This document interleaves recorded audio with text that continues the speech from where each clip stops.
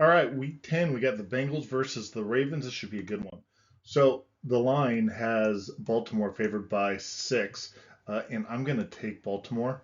So interestingly, this last week I thought Joe Burrow finally looked good. That offense finally looked good, but you got to kind of discount that about who they were playing. So with that, let's go ahead and go walk through what the model has. So the model has correlated point spread. So the probability of winning 66%, that correlates to 4.4. When I come over to the raw numbers, is it starts to expand a little bit. So then you see 34 to 28 in favor of Baltimore.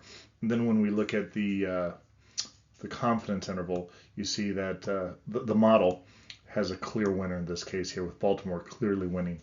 So with that, the Bayesian adjustment narrows that just a little bit, but again, this is uh, you get multiple sources of data here, so I fully expect people to interpret differently than how I interpret the simulation, the model from the simulation. A couple of things I would point out is Baltimore is really strong in their offense, rushing and passing. Their defensive rush is good. They just seem to be lacking over here in some of that uh, defensive pass rank.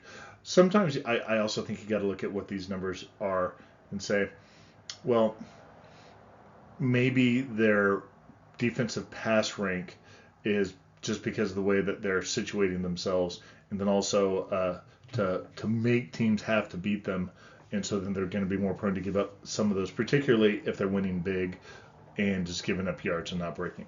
So let's go ahead and take a look and see what the specific numbers look like. So a couple things that really just jump out to me right away is the lack of running game for Cincinnati, and it's just so. I mean, Joe Burrow has got an arm and a half. Not really sure what the rest of the offense around him, what their weapons are. He's certainly making passes to someone, but they're not particularly explosive. Come over here to the lower right.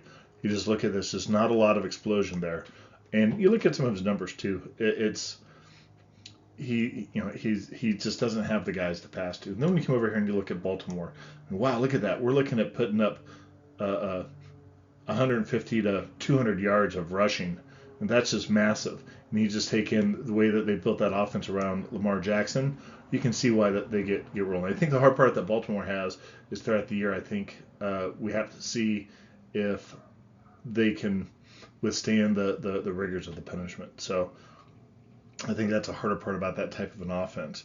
So then we come over here to the right, upper right, you see that they're doing a great job of protecting Lamar Jackson. I mean, look at that. He's not getting sacked.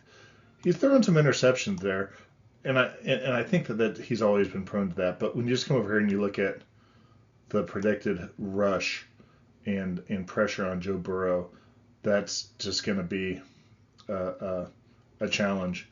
So again, this should be a fun game to watch. I think Cincinnati are late bloomers. This last game, like I said, they did well. Every year, I'm sitting and watching, waiting. Is this going to be the game that Joe Burrow pulls it all together, gets the rest of his teammates in alignment with what he's doing, and makes it all happen? So it should be fun. Hey, I'm looking to add subscribers.